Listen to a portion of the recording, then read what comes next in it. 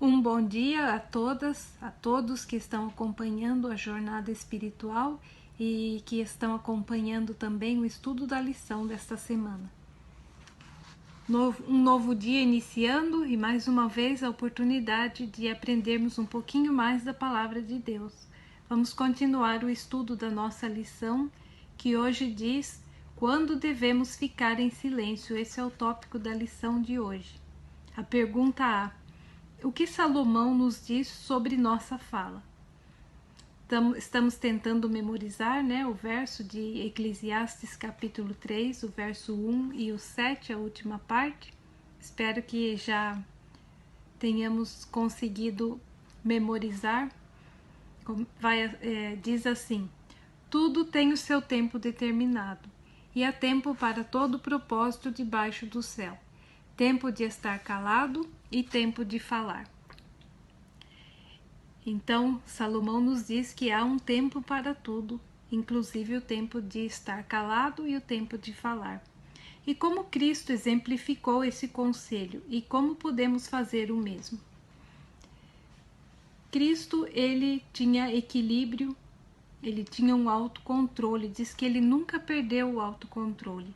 E ele sabia o momento certo de dar a resposta, e ele dava a resposta clara e era sempre apropriado. E ele nunca falou a mais ou a menos, ele sabia como responder e as palavras que ele deveria usar. E nós também devemos fazer o mesmo. Teve momentos em que Jesus, as pessoas, certa ocasião, quando ele estava sendo julgado, que foram feitas perguntas a ele, quando os espias, os escribas vinham somente para trazer discórdia, conforme a pergunta que eles faziam, Jesus não respondia nada, ficava em silêncio.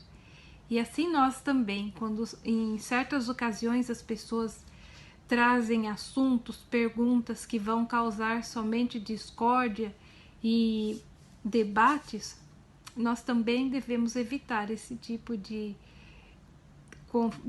confusão, de discórdia. Se for coisa que não vai trazer edificação espiritual, nós devemos evitar.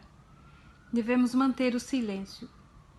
A pergunta B: cite uma circunstância em que é apropriado guardar silêncio.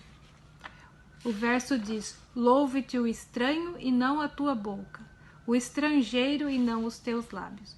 Nós não devemos exaltar a nós mesmos, lisonjear a nós mesmos.